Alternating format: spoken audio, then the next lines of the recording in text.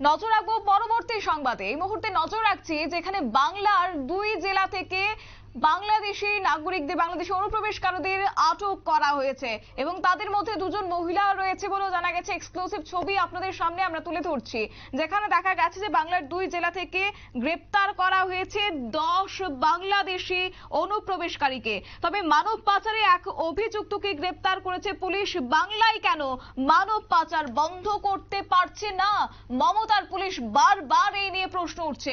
জানবো বিস্তারিত। আমাদের সঙ্গে রয়েছে বিশিষ্ট সাংবাদিক অঞ্জন শুকুল। অঞ্জন বাবু, বাংলার বেশ কিছু জেলা থেকেই লক্ষ্য করা যাচ্ছে যে বাংলাদেশি অনুপ্রবেশকারীকে গ্রেপ্তার করা হচ্ছে। সেই জায়গায় বাংলায় সর্বপ্রথমে উঠে আসছে যে মানব পাচার। কেন মমতার পুলিশ ব্যর্থ, কি বলবেন? দেখো, বাংলাদেশ থেকে যে সমস্ত অনুপ্রবেশকারীরা ঢুকছে এরা বাংলাদেশের কিন্তু সংখ্যাগুরু, অথচ আমাদের ভারতের কিন্তু সংখ্যালঘু। আর এদের আশ্রয়স্থল কিন্তু বাংলায়। এরা বিভিন্ন যে সমস্ত দালাল রয়েছে, দালালের হাত ধরে সামান্য টাকার বিনিময়ে বা যে সমস্ত জায়গায় তার কাটা নেই সীমান্তে, সেই জায়গাগুলো দিয়ে প্রবেশ করছে এবং প্রবেশ করছে যাদের হাত ধরে, অর্থাৎ মূল চক্রী যারা, তারা কিন্তু শাসক দলের নেতা কর্মী এবং তাদের উপরে রয়েছে আরো বড় নেতা, যার জন্য বাংলাদেশ থেকে তারা সহজেই পশ্চিমবঙ্গে প্রবেশ করার পর তারা কিন্তু তাদের আত্মীয় সেজে থাকছে। এর পরবর্তীকালে তারা আধার কার্ড বানিয়ে দিচ্ছে। এইভাবেই কিন্তু চলে আসছে। দেখো, কাশ্মীর থেকে মানে জঙ্গি ধরতে পশ্চিমবঙ্গে চলে আসছে, এখানে গ্রেপ্তার হচ্ছে জঙ্গিরা। তারপরে আসাম থেকে আসছে জঙ্গির খোঁজে, জঙ্গি গ্রেপ্তার হচ্ছে। কিন্তু পশ্চিমবঙ্গের পুলিশ এদের খোঁজ পাচ্ছে না, এদেরকে গ্রেপ্তার করছে না। তার কারণটা কি? তার কারণটা একটা হচ্ছে ভোট ব্যাংক। অবশ্যই ভোট ব্যাংক। কারণ এরাই হচ্ছে পশ্চিমবঙ্গের মুখ্যমন্ত্রী তথা স্বরাষ্ট্রমন্ত্রী মমতা বন্দ্যোপাধ্যায়ের কিন্তু ভোটের ভরসা এরাই। এরা যত আসবে বা যত মমতা বন্দ্যোপাধ্যায়ের পাশে থাকবে, তাদের কিন্তু ভোটের জেতা কিন্তু মানে আরো বেশি পরিমাণে সুবিধা হবে। এই জন্যই কিন্তু তারা কিন্তু এদেরকে নেওয়ায় না। তাহলে বলতে পারো, যেখানে যদি মমতা ব্যানার্জি যদি স্বরাষ্ট্রমন্ত্রী হিসেবে ব্যর্থ হয়, তাহলে তার দায়িত্ব রয়েছে। তাহলে কিভাবে বাংলাদেশ থেকে এত হাজার হাজার মানুষ এসে পশ্চিমবঙ্গে বসবাস করছে, অথচ বাংলাদেশে ভারতীয় যে সমস্ত পুলিশ, অর্থাৎ পশ্চিমবঙ্গের পুলিশ, তারা জানতে পারছে না, তার পুলিশ জানতে পারছে না, তার প্রশাসন জানতে পারছে না? এটা হতে পারে না। আর আরেকটা কথা বলি তোমাকে, আরেকটা এদের পেছনে কিন্তু আরেকটা চক্র আছে। সেটা কি? বাংলাদেশ থেকে যখন তারা ভারতে প্রবেশ করছে, অর্থাৎ পশ্চিমবাংলায় প্রবেশ করছে, করার পর যেমন 5,000 টাকা দালালদের কাছে দিচ্ছে, ওই দালাল মারফত আসছে। ওদিকে ভোটের কার্ড তৈরি করতে কেউ 5,000, কেউ 10,000 টাকা নিচ্ছে। নেওয়ার পর তারা কিন্তু পশ্চিমবঙ্গে যেখানে বসবাস করবে, এই যে তৃণমূলের যে সমস্ত নেটওয়ার্ক আছে, এরা কিন্তু তাদের কাছে জমিও বিক্রি করছে। অর্থাৎ জমি বিক্রি করেও কিন্তু তাদের কাছ থেকে কিন্তু টাকা লুটছে। এই সমস্ত চক্র কিন্তু বিছিয়ে রয়েছে। এই জন্য পশ্চিমবঙ্গের পুলিশ তথা শাসক দল এদিকে গ্রেপ্তার করে না। একেবারে অঞ্জন বাবু, আরো একটি বিষয় আপনার কাছ থেকে জানতে চাইবো। আজকে যারা ধরা পড়েছে তারা কবে নাগাদ প্রবেশ করেছে বাংলায় এবং কোন কোন জেলা থেকে তাদেরকে আজকে আটক করেছে পুলিশ? এরকম বেশি দিন হয়নি। কেউ এসছে 2 মাস, কেউ হচ্ছে 6 মাস, কেউ বা 1 মাস। এই যে বিশেষ করে এদের মধ্যে দেখো, 2জন কিন্তু বাংলাদেশের সংখ্যাগুরু আছে। এদের কাছে জানতে পেরেছি, বলছে বাংলাদেশে কাজের অভাব, খাদ্যের অভাব।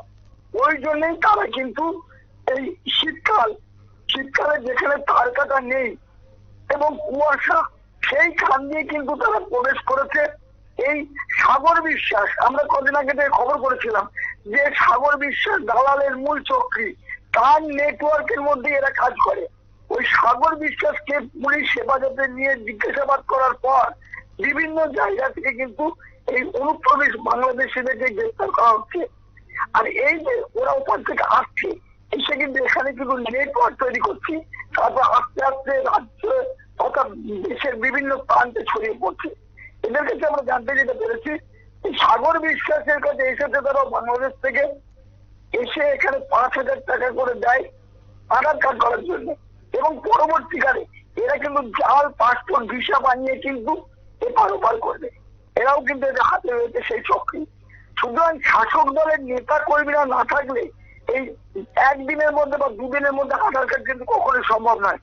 পশ্চিমবঙ্গে যারা বসবাস করে তারা যদি একটা আধার কার্ড বানাতে যায়, তাদের কিন্তু জুতোর পায়ের পাওয়া হয়ে যাচ্ছে, তারাও কিন্তু বানাতে পারছে না। অথচ এরা যখন আসছে, ওখান থেকে আসার 2-3 ঘন্টার মধ্যেই কিন্তু তাদের আধার কার্ড তৈরি করে দিচ্ছি। তাহলে পশ্চিমবঙ্গের শাসক দল এবং সরকারি যে সমস্ত আধিকারিকরা আছে, তাদের যোগ সাধকের জন্যই কিন্তু অনুপ্রবেশ সংখ্যা বাড়ছে এবং পশ্চিমবঙ্গে তাদের আশ্রয়স্থলে।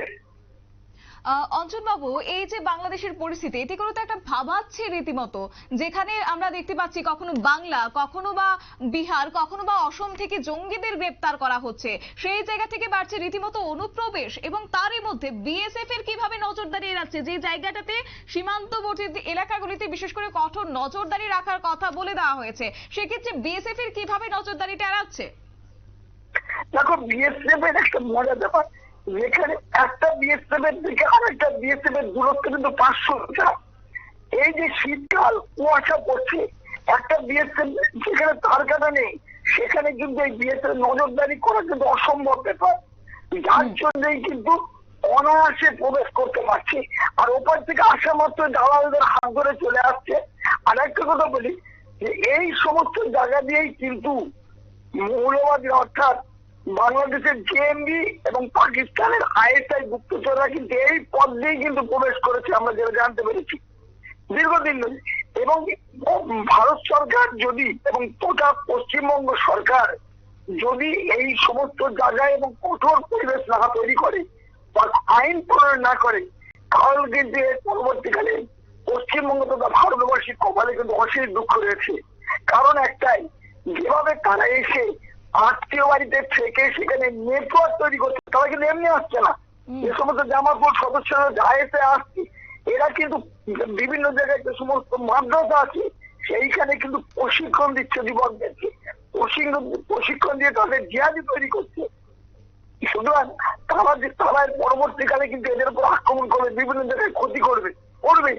সেই ক্ষেত্রে কিন্তু ভারত সরকার এবং পশ্চিমবঙ্গ সরকারের উচিত অবিলম্বে এই সমস্ত জায়গাগুলো চিহ্নিতকরণ করে তাদের বিরুদ্ধে ব্যবস্থা নেওয়া, নাহলে কিন্তু ভারতবাসী কপালে দুর্ভোগ নাচ্ছে। একেবারেই অসংখ্য ধন্যবাদ অঞ্জন বাবু আপনাকে বিস্তারিত তথ্য তুলে ধরার জন্য। আমাদের সঙ্গে ছিল বিশিষ্ট সাংবাদিক অঞ্জন শুকুল, বিস্তারিত বিষয় তুলে ধরেছে। এবং বাংলার ইতিমধ্যে বেশ কয়েকটি জেলা থেকে প্রায় 42 থেকে 43 জন বাংলাদেশি অনুপ্রবেশকারীকে আটক করা হয়েছে, এবং তারই মধ্যে রীতিমতো বারবার প্রশ্নচিহ্ন দেখা দিচ্ছে বাংলার মমতার যে পুলিশ রয়েছে তাদেরকে নিয়ে, কেননা মানব পাচার সঙ্গে যুক্ত রয়েছে এমন বেশ কয়েক চক্রীরা রীতিমতো বাংলায় প্রবেশ করছে।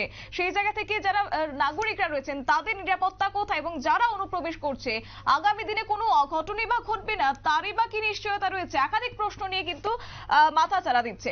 নিয়ে নিচ্ছে ছোট্ট একটি বিজ্ঞাপন বিরতি, সঙ্গে থাকুন।